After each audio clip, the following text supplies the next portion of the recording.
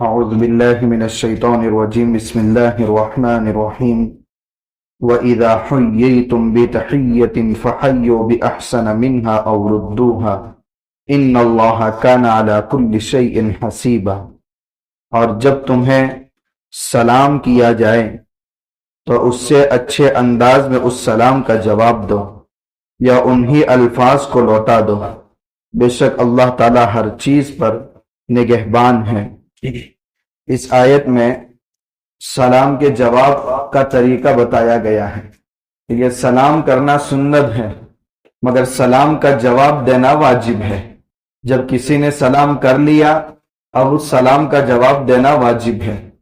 اگر بلند آواز سے سلام کیا گیا ہے تو بلند آواز سے اس کا جواب دیا جائے گا۔ 20 لوگ بیٹھے ہوئے ہیں اور ایک شخص آ کر کے سلام کر رہا ہے تو 20 لوگوں کا جواب دینا ضروری نہیں ہے۔ اگر پوری جماعت کی طرف سے ایک شخص نے سلام کا جواب دے دیا، یہ سلام کا جواب سب کی طرف سے ہو گیا۔ اگر کسی نے کہا السلام علیکم تو پھر آپ کی طرف سے جواب ہونا چاہیے وعلیکم السلام ورحمۃ اللہ۔ اگر کسی نے سلام کیا السلام علیکم ورحمۃ اللہ تو آپ کی طرف سے جواب ہونا چاہیے وعلیکم السلام ورحمۃ اللہ وبرکاتہ۔ یعنی سلام کا جو جواب ہونا چاہیے وہ سلام سے بھی بہتر ہونا چاہیے، یا کم سے کم انہی الفاظ کو لوٹا دینا۔ اگر کسی نے کہا السلام علیکم تو ہم نے کہہ دیا وعلیکم السلام، تو کم سے کم درجہ یہ ہے کہ جو الفاظ دیے ہیں وہی الفاظ لوٹانے ہیں۔ بہتر طریقہ یہ کہ اس سے بہتر انداز میں سلام کا جواب دے۔ دیکھیں سلام جب ہم گھر کے اندر داخل ہوتے ہیں اس وقت بھی سلام کرنا چاہیے۔ اگر گھر کے اندر کوئی بھی نہیں ہے، کمرہ پورا خالی ہے، تو ان الفاظ کے ذریعے سلام کیا جائے۔ فتاوی عالمگیری جو فتاوی ہندیہ کے نام سے مشہور ہے، اورنگزیب عالمگیر رحمت اللہ علیہ نے مستقل اپنے دربار میں مفتیان کرام کی ایک ٹیم کو بلایا اور ہر شعبے کے مسائل ان سے مرتب کروائے۔ اس وجہ سے اس فتاوی کا نام فتاوی عالمگیریہ ہے، اس کا دوسرا نام فتاوی ہندیہ بھی ہے۔ اس کے اندر اس کا طریقہ لکھا ہے کہ اگر گھر کے اندر داخل ہو رہا ہے اور کوئی بھی گھر میں موجود نہیں ہے تو سلام کرنا چاہیے السلام علینا، سلامتی ہو ہم پر، وعلی عباد اللہ الصالحین، اور اللہ کے نیک بندوں پر۔ تو یہ انداز ہے گھر کے اندر اگر کوئی بھی نہیں ہے۔ اگر کوئی موجود ہے السلام علیکم ورحمۃ اللہ وبرکاتہ، یعنی تم پر سلامتی بھی ہو، اللہ کی رحمت بھی ہو اور اللہ کی برکتیں بھی ہوں۔ بہت سارے حضرات ومغفرتہ بھی بڑھاتے ہیں مگر اس کا کوئی ثبوت نہیں ہے۔ نماز کے بعد جب ہم سلام پھیرتے ہیں، آخری جو سلام ہوتا ہے اس میں بھی ہم سلام کرتے ہیں۔ اس میں نیت ہماری یہ ہونی چاہیے کہ میرے دائیں جانب جتنے بھی مصلیان کرام ہیں ان سب پر سلامتی کی میں نیت کرتا ہوں۔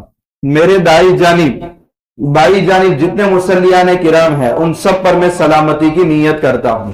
اگر کونے میں بیٹھا ہے اور کوئی بھی مصلی پاس میں نہیں ہے تو اس کو پھر نیت کرنی چاہیے کہ اس طرف جتنے بھی نیک جنات اور فرشتے ہیں ان پر سلامتی کی نیت کرتا ہوں۔ ان کے لیے تو کوئی جگہ کی ضرورت نہیں ہے، اللہ نے متشکل بنایا ہے۔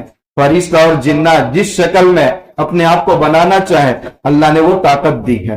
تو اگر ایسا موقع ہو کہ کوئی بھی وہاں نظر نہیں آ رہا ہے تو فرشتوں کی اور نیک جناتوں کی نیت کر لے گئے السلام علیکم ورحمۃ اللہ ورحمۃ اللہ، اس میں یہ نیت کرنا ہے۔ حضرت عبداللہ بن سلام رضی اللہ تعالیٰ عنہ یہ سب سے پہلے یہودی تھے، بعد میں انہوں نے اسلام قبول کیا اور اللہ کے نبی صلی اللہ علیہ وسلم سے چند سوالات بھی کیے تھے، اور ان سوالات سے جب اطمینان ہوا تب انہوں نے اسلام قبول کیا۔ وہ فرماتے ہیں کہ میرے کانوں نے اللہ کے نبی صلی اللہ علیہ وسلم کی زبان نبوت سے سب سے پہلی جو حدیث سنی تھی وہ یہ تھی افشوا السلام بینکم، لوگوں میں سلام کا رواج عام کرو۔ اس کا فائدہ کیا ہے؟ دیکھیں اگر سلام کا رواج 100% عام ہو جائے، ایک تو یہ کہ جھگڑے ختم ہو جائیں۔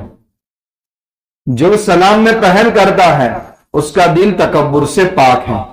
دوسری بات، جہاں جہاں سلام ہوتے ہیں اللہ پورے ماحول کو سلامتی والا بنا دیتے ہیں۔ گھر میں جاؤ تو سلام کرو، نیت یہ ہونی چاہیے اللہ میرے گھر کے ہر فرد کی حفاظت فرما، بیماری سے حفاظت فرما، قرض سے حفاظت فرما، ٹینشن سے حفاظت فرما، خرافات سے حفاظت فرما، بے دینی سے حفاظت فرما۔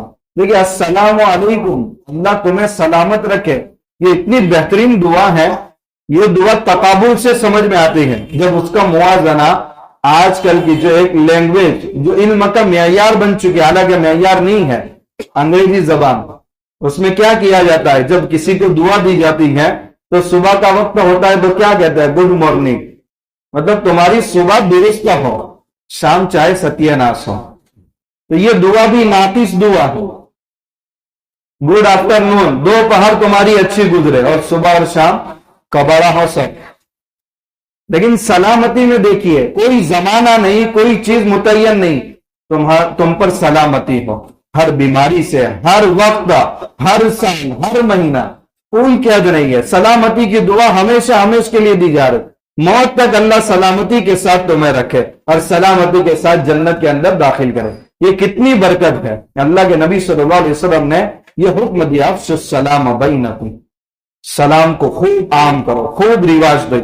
یہ بڑوں کے اندر یہ مفقود ہو گیا۔ یہ اللہ کے نبی صلی اللہ علیہ وسلم کا بہت ایسا مؤثر حکم ہے کہ ہم پورے ماحول کو سلامتی والا بنا سکتے ہیں۔ بچوں کو مکتب کے اندر پابند کیا گیا۔ روایت میں ہے جو شخص دن میں 20 مرتبہ سلام کرتا ہے وہ جنت کے اندر داخل ہوگا۔ بچوں میں جلدی شوق پیدا ہوتا ہے۔ ایک بچہ کبھی 400 مرتبہ سنڈے کے دن سلام کر کے آتا ہے۔ لوگ پریشان ہیں کہ بچے اتنے سلام کیوں مار رہے ہیں، جو بھی مل رہا ہے سلام کر رہے ہیں۔ نہیں، یہ سلام ہمارے پورے ماحول کو سلامتی بنانے کے لیے بہت ضروری ہے۔ یہ الفاظ کن سے نکلیں گے؟ اللہ کے نبی صلی اللہ علیہ وسلم۔ یہ سلام چھٹ گیا جس کی وجہ سے نفرتیں آ گئی، انسانیت ختم ہو گئی، جانوروں کی طرح ہماری زندگی گزر رہی ہے۔ کتنا نقصان ہو رہا ہے اس کا۔ ایک جانور اپنے بچوں کو کھلاتا پلاتا ہے، ان کی حفاظت کرتا ہے، ٹھیک وہی رویہ انسان کے اندر آ گیا کہ بال بچوں تک کی فکر ہے اپنے پاس، مگر اپنے بھائی کی کوئی فکر نہیں، بیماروں کی کوئی فکر نہیں، محتاجوں کی کوئی فکر نہیں۔ یہ انسانیت ختم ہوتی جا رہی۔ یہ محبت اس سلام کے ذریعے بنتی ہے۔ اللہ تعالیٰ فرماتے ہیں جب تمہیں سلام کیا جائے تو ان سے اچھے الفاظ کے ذریعے سلام کا جواب دو، یا کم سے کم انہی الفاظ کو بتا دو۔ آگے مضمون بہت لمبا آ رہا ہے۔ کفار کی 4 قسمیں ہیں اور ان 4 قسموں میں سے کن سے نپٹنا ہے اور کن سے اپنے ہاتھ کو روکے رکھنا ہے، وہ تفصیل سے اس کا تذکر آ رہا ہے۔ انشاءاللہ اس کی تشریح کل کر۔ سبحان اللہ۔